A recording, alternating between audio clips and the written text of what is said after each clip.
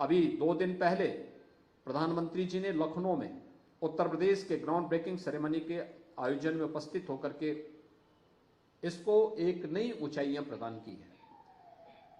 मुझे याद है जब पहली बार हम लोगों ने प्रदेश के अंदर इन्वेस्टर समिट की बात कही थी, तब मेरे सहयोगी बोलते थे कि हम प्रदेश के अंदर 20,000 करोड़ रुपए का निवेश करवाएंगे।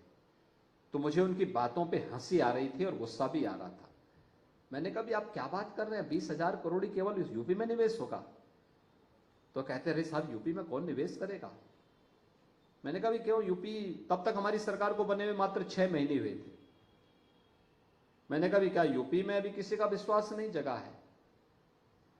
कहा रे साहब अभी कहां जगने वाला है, इतनी जल्दी विश्वास, तो जब विश्वास एक बार टूट चुका है, 15-20 वर्षों का जो अविश्वास है, इसका खामियाजा तो भुगतना ही पड़ेगा।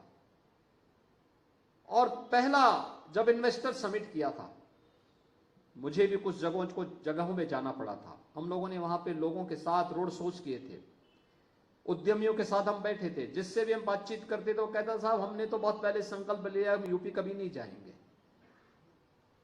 क्यों नहीं जाएंगे, क्यों नहीं आएंगे आप? वो कहता था साहब हम ही सुरक्षित नहीं तो पूंजी कैसे सुरक्षित रहेगी।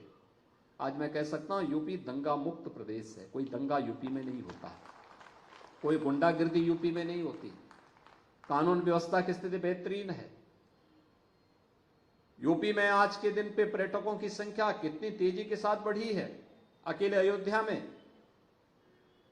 कल अयोध्या में प्रभु श्री रामलला के विराजमान होने का 1 महीना पूरा होने जा रहा है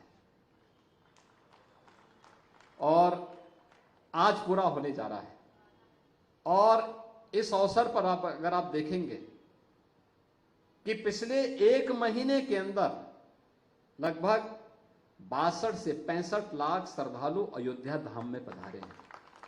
आप सोच सकते हैं।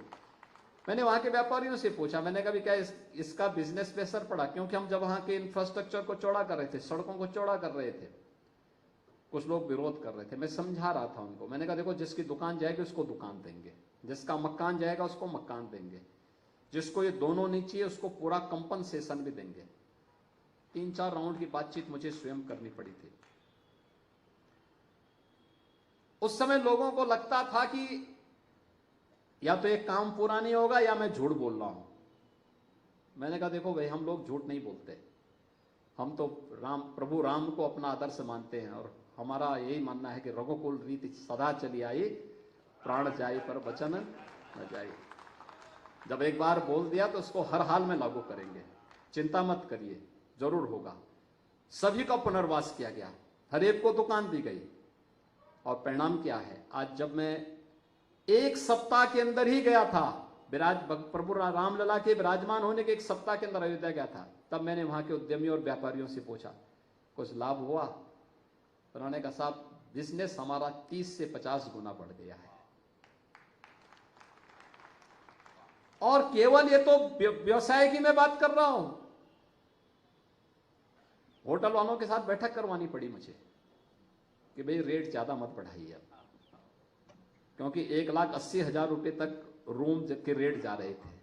हमने कहा भी कम करो भाई, और फिर उसको कुछ को हम लोगों को लेना भी पड़ा फिर कि नहीं भाई इससे ज्यादा रेट नहीं होगा, कैप करना पड़ा था। टैक्सी सेवा, और केवल अयोध्या में नहीं, आप लखनऊ जाइए किसी भी होटल में रूम नहीं मिलेंगे, वाराणसी में नहीं मिलेंगे, प्रयागराज में नहीं मिलेंगे, गोरखपुर में नहीं मिलेंगे, क्योंकि सब पैक हैं। कहां? अयोध्या जाने के लिए। कितना परिवर्तन होता है। प्रधानमंत्री जी के द्वारा प्रयास प्रारंभ किया, आज रिजल्ट हम सबके सामने है। आस्था भी और आजीविका भी इसी को कहते हैं, और यह कार्य हम सबको मिलकर के आगे बढ़ाना होगा।